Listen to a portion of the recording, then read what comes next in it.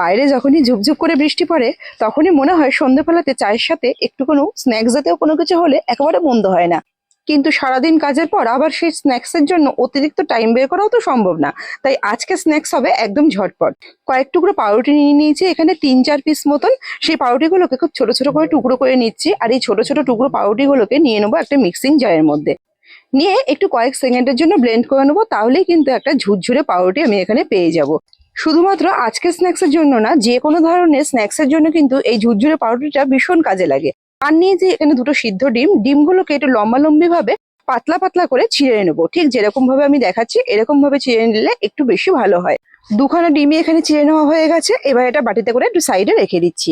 এইবার একটা পাত্র নিয়ে নিয়েছি, ওর মধ্যে নিচ্ছি দুটো সিদ্ধ আলু। এবার এই আলুটার মধ্যে বেসিক কতগুলো জিনিস দিয়ে দেবো, যেমন দিচ্ছি একটা ছোট মাঝারি সাইজের পেঁয়াজ কুচানো, সেই সাথে দিচ্ছি একটু হাফ চামচ মতন চাট মশলা। চাট মশলাটা ইউজ করতে পারলে ভালো হয়। 1 চামচ দিয়েছি ভাজা মশলা। এই ভাজা মশলার মধ্যে জিরে, ধনে আর গোলমরিচ আছে।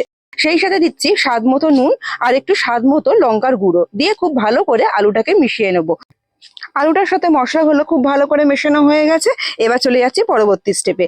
একটা বাটির মধ্যে 2 চামচ নিয়েছি এখানে কর্নফ্লাওয়ার। 2 থেকে 3 চামচ নেবো কর্নফ্লাওয়ার, নিয়ে একটু জল দিয়ে একটা পাতলা ব্যাটার এখানে তৈরি করে নিচ্ছি। এবার আমি এখানে 2 পিস পাউরুটি নিয়েছি, তার মধ্যে একটা পাউরুটির উপরে এই যে আলুর পুরটা তৈরি করে রেখেছি খুব ভালো করে সব জায়গার মধ্যে সমানভাবে আলুর পুরটাকে দিয়ে দেবো। আলুর পুরটা দিয়ে দেওয়ার পর এর মধ্যে ডিমের যে স্লাইস গুলো ছিল সেই স্লাইস থেকে 2খানা ডিমের টুকরো এখানে দিয়ে দিলাম। দিয়ে আরো একটা পাউরুটি এর উপরে চাপা দিয়ে দেবো। দিয়ে এটাকে 4টে ভাগে ভাগ করে নেব, যাতে ছোট ছোট পকোড়ার মতন পেয়ে যাই। এটাকে ঠিক মধ্যিখান দিয়ে এরকম ভাবে 4টে ভাগে ভাগ করে নিচ্ছি। এইবার এক একটা টুকরো তুলে এই যে কর্নফ্লাওয়ারটার মধ্যে রেখেছি, কর্নফ্লাওয়ারটার মধ্যে ডুবিয়ে নিয়ে পাউরুটির যে গুঁড়োটা আছে তার মধ্যে কোট করে নিলেই কিন্তু পকোড়াগুলো একদম রেডি হয়ে যাবে। এই পাউরুটির গুঁড়োটা ঠিক যেরকম বিস্কুটের গুঁড়ো অথবা ব্রেড ক্রামস আমরা যে ব্যবহার করি সেই কাজটাই কিন্তু এই পাউরুটির গুঁড়োটা খুব ইজিলি করবে, আর খেতেও কিন্তু বেশ মুচমুচে আর কুড়মুড়ে হবে। এখানে একই রকম ভাবে আমি কিন্তু সবকটা পকোড়াকেই রেডি করে নিয়েছি, আর রেডি করার পর ঠিক এরকম দেখতে হয়েছে। এইবার এগুলোকে নিয়ে তেলের মধ্যে ফ্রাই করলেই কিন্তু আমার কাজ একদম রেডি। নিয়ে নিয়েছি ফ্রাইং প্যানে বেশ খানিকটা তেল। খুব বেশি ডুবো তেল নেওয়ার কিন্তু দরকার নেই, এমনি হালকা একটু তেল নিলেই হবে। এর মধ্যে পকোড়াগুলো একে একে করে দিয়ে লাল করে ভেজে নেব।